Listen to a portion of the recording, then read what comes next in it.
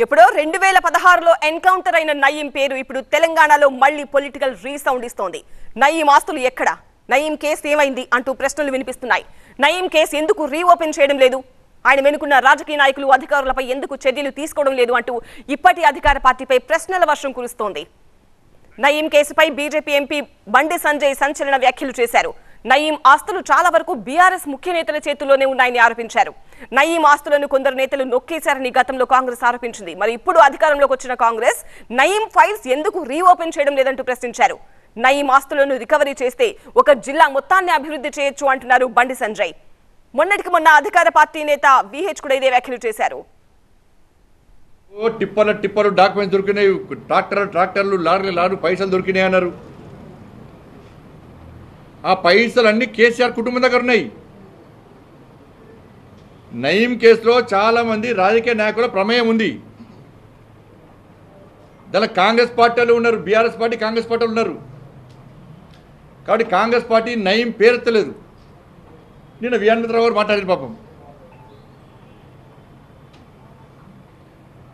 నయీం కేసును తిరిగి దొరికితే నయీం ఆస్తులు కేసీఆర్ కుటుంబం జప్తీ చేస్తే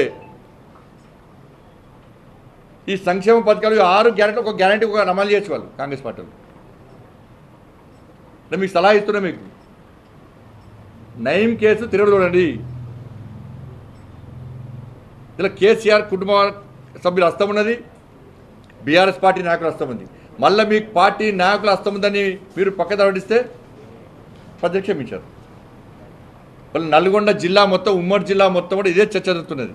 నయీం ఆస్తుల విషయంలో నల్గొండ జిల్లాను మొత్తం సస్యశ్యామలం చేయొచ్చు నయీం ఆస్తులు జప్తీ చేస్తే. మొన్నటికి మొన్న అధికార పార్టీ నేత విహెచ్ కూడా ఇదే వ్యాఖ్యలు చేశారు. నయీం కేసును బీఆర్ఎస్ ప్రభుత్వం నీరుగార్చిందని ఆరోపించారు. ఇప్పుడు కేసును మళ్లీ రీఓపెన్ చేసి పోలీసు అధికారుల పాత్ర తేల్చాలంటున్నారు విహెచ్. నేను అడిగేది ఒక్కటే, నాది నీతి నిజాయితీ ప్రభుత్వం అని చెప్తున్నారు బీఆర్ఎస్ నాయకులు. మరి నయీం సంగతి ఎవడు మాట్లాడాడేమరా బాబు? నయీం డబ్బులు ఎక్కడ పోయినాయి? నా ఉద్దేశంలో ఈ టెలిఫోన్ ట్యాపింగ్ కంటే పెద్ద స్కామ్ ఇది. ఆ డబ్బులు ఏమైనాయి? ఆ పైసలు ఏమైనాయి? ఎంత బంగారం దొరికింది, ఎంత ఎండి దొరికింది? ఆయన పూర్తిగా రాజ్యమే వెళ్ళిండు. అది కూడా ఎవరు? పోలీస్ సహకారంతో. మరి నయీం డైరీని తిరిగి ప్రభుత్వం తెరుస్తుందా? విచారణలో జరిగిన అవకతవకలు వెలికితీసి బాధ్యులను శిక్షిస్తుందా? గ్యాంగ్స్టర్ ఆస్తులను రికవరీ చేస్తుందా లేదా?